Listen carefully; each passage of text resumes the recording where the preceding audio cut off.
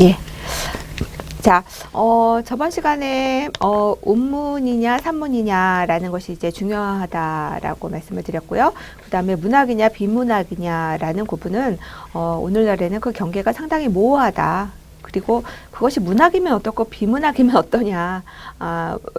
뭐 이런 의견도 있습니다. 심하게는요. 그러니까 그 문학의 확장으로 보게 된다면 굳이 뭐 어디까지가 문학이고 어디까지가 비문학이고 이렇게 경계를 짓는 것 자체가 상당히 시대에 맞지 않는 것이 아니냐. 문학이라는 것을 항상 열려있는 개방적인 어떤 그러한 것으로 봐야 되는 것이 아닌가. 사실 이미 예술은 그렇지 않습니까? 뭐 이미 그 듀샹의 웃는 샘이라는 병기가 그 전시장에 그 떡하니 예술품으로 전시되는 그 순간부터 그 무엇이든 예술이 될 수 있고 미술품이 될 수 있다라는 것처럼 문학 역시 그렇게 열려진 장르로서 그 시대의 예술로서 문학 예술로서 문학이 갖는 여러 가지 그 기능 그리고 객관적인 그 사회에서의 어떤 그 역할 이런 것들을 할 수 있다면 그것이 당연히 문학으로서 우리 문학의 확장으로서 이해가 될 필요가 있다라고 보여집니다. 자, 그런데 이제 간단하게만 이야기를 하자면요. 아주 간단한 팁만 드리자면 그 운문이라는 것은 아무래도 그 시에서의 정서적인 효과 이런 것들이 상당히 이제 중요한 부분이라고 할 수가 있습니다. 그래서 그 우리가 그 시인으로서 글을 쓸 때 그 운문 작가로서 이제 글을 쓴다고 했을 때 중요한 것은 결국은 이런 것이죠. 나의 어떤 생각이나 느낌 이런 것들을 온문으로 표현한다고 했을 때 중요한 것은 예전처럼 시의 어떤 뭐 리듬이라든지 운율이라든지 함축된 언어로 표현해야 된다든지 이러한 규범에 너무 이렇게 얽매여서 시를 쓰기보다는 자유롭게 온문의 자세는 그런 것 같습니다. 그 원래 온문이라고 하는 것이 그 시인 자신의 그런 생각, 정서, 뭐 느낌 뭐 이런 것들을 그 표현하는 글쓰기라고 할 수가 있지 않습니까?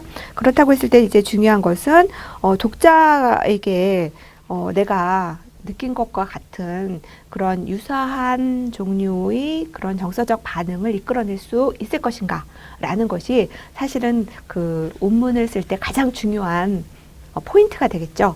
자, 그렇기 때문에 우리가 앞으로 이제 오프라인 시간에 그 온문 쓰기 부분에서는 그런 것에 중점을 맞춰서 다양한 팁을 제가 이제 드리는 그런 방향으로 가도록 하겠습니다. 전체적인 느낌이 나는 되게 멜랑콜리하고 뭐 좀 우울하고 이런 느낌으로 시를 썼는데 독자가 읽었을 때 막 너무 코믹하게 느끼면 이거는 너무 아니잖아요. 그죠? 예. 그렇기 때문에 내가 의도했던 바의 나의 정서가 그 독자에게 그 유사한 그런 반응, 유사한 감정을 불러일으킬 수 있기 위한 여러 가지 이제 전략들, 이런 것들을 이제 알아두는 것, 이런 것들은 굉장히 중요한 부분이라고 할 수가 있겠죠. 왜냐하면 나의 우울함을 가지고 시를 썼는데 다른 사람이 거기서 코믹의 요소를 발견한다면, 시인으로서 저 같은 경우에는 약간 조금 조롱받는 그런 느낌도 들 것 같고요. 글쎄요, 심하게 그 독자와 저자, 시인 사이에 소통이 제대로 이루어지지 않았다라고도 얘기할 수가 있는 것이죠. 예. 물론 그 해럴드 블룸 같은 사람은 모든 그 독서는 다 오독이다. 그리고 창조적인 오독이다. 그렇기 때문에 시인 자신은 의식하지 못했지만 시인의 그러한 내면에 있는 그 코믹한 요소, 유머러스한 요소 또는 그 멜랑콜리한 척하지만 사실은 속으로는 그것을 즐기고 있는 시인의 어떤 여유로운 그런 그 희극적인 어린이다움의 어떤 그런 마음을 독자가 읽은 것이 아니냐. 그렇기 때문에 독자의 피드백은 또다시 그 작가가 자기 자신을 새롭게 이해하는 데 도움이 될 수 있는 아주 창조적인 노동이다. 뭐 이렇게도 해석해 볼 수도 있습니다. 예. 자, 나머지는 그것에 대한 판단은 여러분들에게 맡기도록 하겠고요. 그 다음에 이제 산문 같은 경우에는, 모든 산문은 처음, 중간, 끝이 있습니다. 자, 처음, 중간, 끝. 이거 너무 글쓰기에 있어서 그 강요된 규범 아니냐. 뭐 이렇게 좀 비판적으로 생각하시는 분들도 있으실 거예요. 하지만 모든 산문은 처음이 있고요. 이걸 뭐 시작이라고도 하고, 중간이 있고요. 끝이 있어요. 자, 논문도 서론, 본론, 결론이 있지요. 그 다음에 수필도 보면 수필의 여러분 형식 가만히 생각해 보세요. 내가 며칠 전에 이런 일이 있었어. 사실, 그죠? 내가 며칠 전에 어떤 일을 겪었어. 예를 들어서 이웃집에서 남편과 아내가 막 큰 소리로 싸우는 그런 이야기를 듣고서 이 밤중에 싸우다니. 그 다음에 뭐가 나옵니까? 나의 생각, 인상이 나오죠. 거기에 대해서. 이 밤중에 저렇게 막 큰 소리로 싸우다니 그 이웃도 생각을 해야지 너무 공공윤리를 모르는 사람들 아닌가 처음에는 그런 생각이 들었는데 싸움처럼 재밌는 게 없다 보니 또 귀를 쫑긋하고 듣게 되었다. 그런데 그 남편과 아내의 그 싸움을 보면서 이런 생각을 하게 되었다. 예전과는 많이 다른 그 부부관계의 그런 예전에는 굉장히 순종적인 그 아내 그리고 그 가부장적인 남편의 권위 이런 것들이 그 부부싸움하는 옆에서 그 옆 동네의 그런 이야기를 통해서 실제로 여성들의 목소리가 상당히 높아졌고 그리고 논리적인 측면에 있어서도 여성들이 훨씬 더 논리적으로 말을 하고 있구나 라는 걸 느꼈다. 이런 걸 통해서 싸움도 잘해야 되겠구나. 그리고 남편은 화를 내고 있지만 부인은 조목조목 이야기를 하는 것에서 남성의 화법과 여성의 화법이 얼마나 다른가. 따라서 싸움에 있어서 남성보다는 여성이 절대적으로 유리하다는 것을 나는 느끼게 되었다. 이런 식으로 깨달음, 그죠? 결론에 해당하는 거겠죠. 자, 여러분, 대부분 에세이의 형식, 수필의 형식을 보면 이런 형식 아닙니까? 얼마 전에 체험적 글쓰기잖아요. 수필이라는 것이. 그래서 의도한 건 아닌데 북가는 대로 쓰는 건데 대부분 나 며칠 전에 이런 일이 있었어요. 그런데 그것에서 이런 생각을 하게 됐죠. 그리고 나서 곰곰이 생각해 보니까 이런 식으로 확대되는 거예요. 개인적인 것에서 시작을 해서 이것이 어떤 전 사회적인 또는 조금 공적인 그런 담론으로 이렇게 연결되는 그런 방식으로 대부분 가게 되는 것. 이런 아마 익숙한 형식을 여러분 많이 보셨을 거예요. 그죠? 자, 이것도 처음, 중간, 끝. 그죠? 바로 그런 공식을 그대로 밟고 있는 것이고요. 이뿐만이 아니죠. 뭐 모든 이야기 뭐 드라마가 됐든 아니면 영화가 됐든 아니면 소설이 됐든 다 이런 형식입니다. 요즘에 가장 대중적인 장르가 영화겠죠. 영화의 예를 들어볼까요? 자, 뭐 독신녀 에리카 뭐 이런 예를 한번 들어볼까요? 오래전에 본 영화라서 제가 이제 조금 약간 그 기억이 가물가물한 부분에는 제가 조금 꾸며서 이야기를 하도록 하겠습니다. 굉장히 그 처음 부분에 보통 이야기는 앞에 시작 부분은 세팅이에요. 뭔가 이렇게 인물과 사건, 배경 이런 것들이 일어날 수 있는 어떤 세팅. 자, 우리가 음식점에 가면 이렇게 세팅이 되어 있잖아요. 그죠? 근데 그 세팅되어 있는 그 모습을 보면은 양식을 먹을 건지 한식이 나올 건지 아니면 중식이 나올 건지 이게 보이지 않습니까? 그죠? 자, 결국은 뭐 이런 인물 그리고 배경에 대한 세팅이 나오는 거예요. 그리고 여기에 뭔가 무슨 사건이 일어날 것 같은 사건에 대한 어떤 제안 이런 것들도 인물과 배경을 통해서 어느 정도 제한이 되죠. 그래서 여기에 보면 이제 굉장히 행복한 가정이 나오고 그 에리카라는 여성이 너무나 이제 행복한 가정 생활을 영위하고 있는 모습이 나오게 되죠. 이게 처음이에요. 세팅이에요. 남편과 아무 문제도 없고 너무나 행복해요. 이게 처음이에요. 그 다음에 이제 중간으로 가게 되는데 중간으로 가기 전에 중간으로 가려면은 뭔가 상태 변화를 일으킬 만한 사건이 일어나야 되겠죠. 근데 우연히 아무 문제가 없었던 에리카에게 갑자기 남편이 어느 날 청천벽력 같은 고백을 합니다. 나 사실은 사랑하는 여자가 있어. 우리 이혼합시다. 자, 그 이전까지 아무 문제가 없었던 너무나 행복해 보이는 그런 에리카의 성공적인 결혼 생활이었는데 남편에게 여자가 있었다는 사실을 알게 되죠.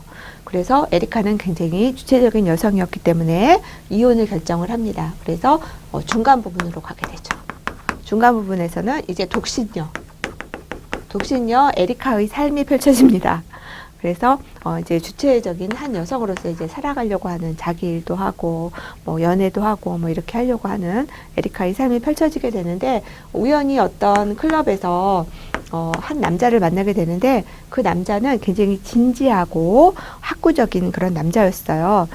가정적이었고 자상하고 그리고 모든 사람에게 인기가 있었던 남편하고는 조금 약간 다른 정반대되는 그런 성격의 남자를 만나게 되죠. 그래서 이 에리카는 이 남자에게 몹시 끌리게 됩니다. 하지만 갈등을 하죠. 나는 이제 막 그 누구의 아내도 아니고 누구의 엄마도 아닌 한 사람의 주체적인 여성으로서 내 인생을 사는 그런 기쁨을 누리고 있는데 또다시 이제 남자를 만나게 됐고 이 남자에게 호감이 가고 또 사랑까지도 느끼게 되는 자신을 발견하게 되면서 잠깐 이렇게 조금 막 고민을 하게 되죠. 그러다가 이 남자와 같이 그 파티장에서 둘이 나옵니다. 그러면서 이제 끝부분으로 가게 되는 거죠. 선택을 한 거죠. 그죠? 이 남자와 나오게 되는 거죠. 처음, 중간, 끝. 그리고 나서 이 남자와 같이 나오게 되면서 독신녀 에리카의 이제 삶이 이제 어떻게 변하게 될 것인가가 이제 끝부분에서 이제 마무리되는 이제 그런 형식이거든요. 자, 이렇게 보면은 처음, 중간, 끝 아주 균형 잡혀 있지 않습니까? 그죠? 그러니까 모든 산문은 다 이렇게 처음, 중간, 끝으로 이루어져 있어요. 그리고 우리가 말로 하는 산문도 마찬가지입니다, 여러분. 하다못해 뭐 편지글 그 이메일 쓸 때도 뭐 나 5만 원 빨리 꺼줘. 저기 계좌번호 보낼 테니까 빨리 보내. 이렇게 하나요? 안 하죠. 처음. 그래, 잘 지냈니? 참 오랜만이구나. 그래, 요즘에 너 어떻게 지내는지 누구한테 들어서 잘 알고 있어. 그래, 너 요즘에 잘 지낸다니 너무 기쁘구나. 그 다음에 사실은 말이야, 네가 좀 여유가 있으면 내가 지금 좀 급해서 돈이 좀 필요한데 융통할 수 있을까? 그 다음에 끝부분에서 저기 네 아이들도 좀 많이 컸겠구나. 지금 한참 중요한 인생의 시기를 보내고 있는 너에게 무한한 응원을 보낸다. 항상 너를 응원하는 친구 누구누구가 뭐 이런 식 아닙니까? 그쵸? 모든 글쓰기는 다 처음, 중간, 끝이 있어야 돼요. 자, 이것은요, 처음 수사학이라고 하는 수사학은 말하기와 글쓰기와 관련된 좋은, 보다 효과적인 그런, 글을 쓰기 위한 그 학문이라고 할 수가 있는데요. 최초의 수사학이라는 학문을 출발시킨 그 코락스라고 하는 사람이 있는데 그 사람이 처음으로 제시한 것이 바로 처음, 중간, 끝이에요. 처음, 중간, 끝. 자, 이것은 그만큼 인간에게 있어서 굉장히 그 본성에 가까운 이런 식으로 사람들이 이해를 하고 대화를 하고 말을 하고 하는 의사소통에 있어서 가장 기본적인 부분이라고 할 수가 있는 겁니다. 그래서 산문은 대부분 이렇게 처음, 중간, 끝이라고 하는 이러한 그 세 부분을 갖게 돼요. 따라서 산문을 쓸 때는 처음 부분을 어떻게 효과적으로 구성하고 중간 부분을 어떻게 효과적으로 쓰고 이 끝부분을 어떻게 효과적으로 쓸 것인가 이런 구성 부분에 굉장히 많은 에너지를 투여를 해서 글을 써야 됩니다. 제가 이제 그 다음 시간에 또 말씀을 드리겠는데 오늘날 이제 글쓰기라고 하는 것은요 더 이상 미려하고 아름다운 문장을 중요시하지 않습니다. 중요한 것은 스토리예요. 스토리텔링.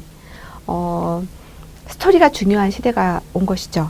그리고 사람들은 아름다운 문장 때문에 책을 읽지 않습니다. 더 이상. 스토리가 재밌어야 돼요. 신선해야 되고.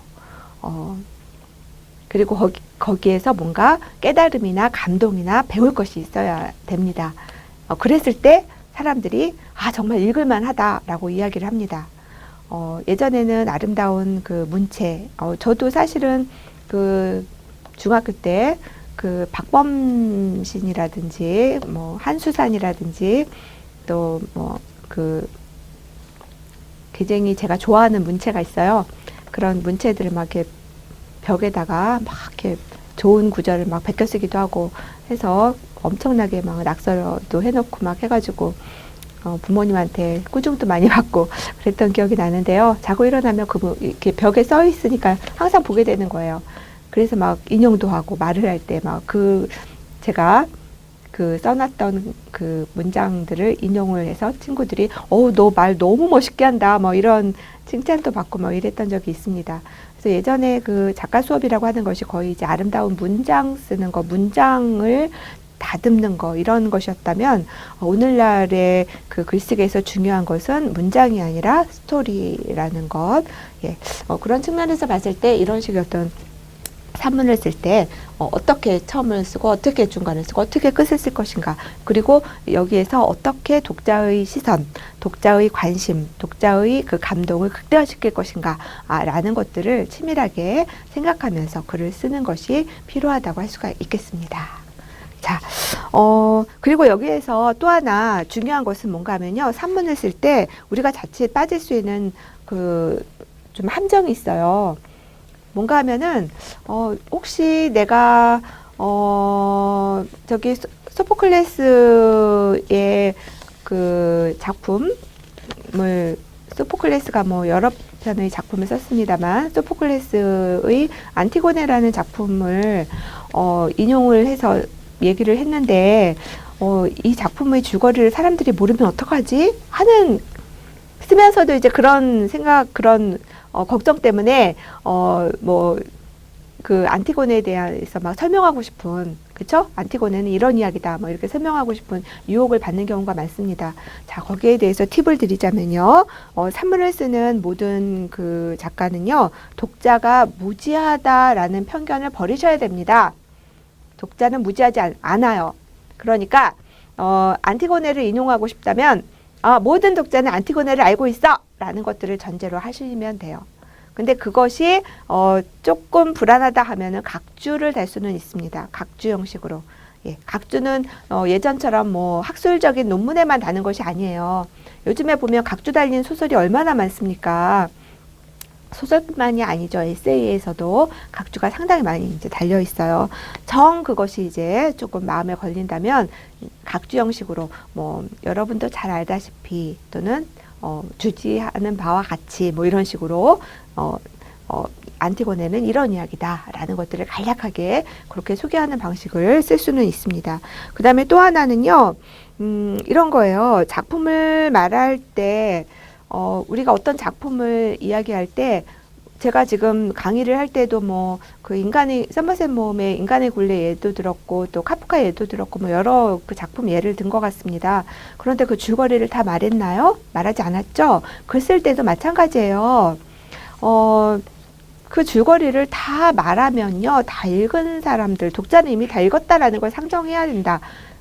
독자는 무지하지 않다라는 것들을 반드시 생각해야 된다고 제가 말씀드렸죠.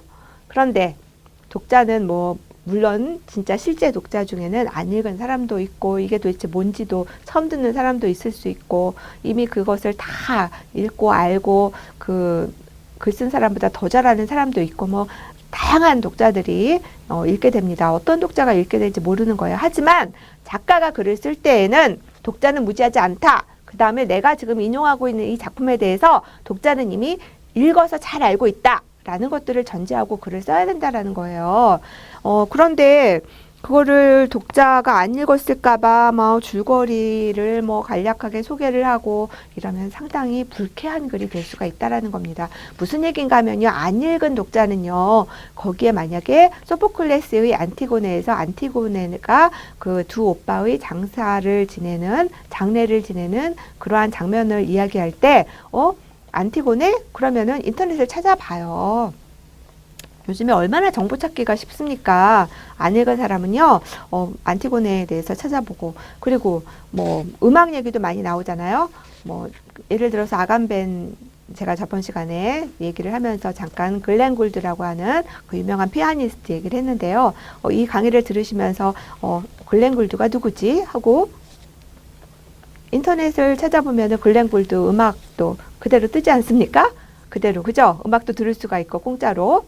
예, 그런 인터넷 시대에 막 글을 쓰는데 그렇게 시간 낭비를 하면서 글을 쓸 필요가 없다라는 거예요. 그건 오히려 독자들을 불쾌하게 만들 수도 있는 것이기 때문에 그런 것들을 삼가해야 된다. 그리고 또 하나 팁을 드린다면요.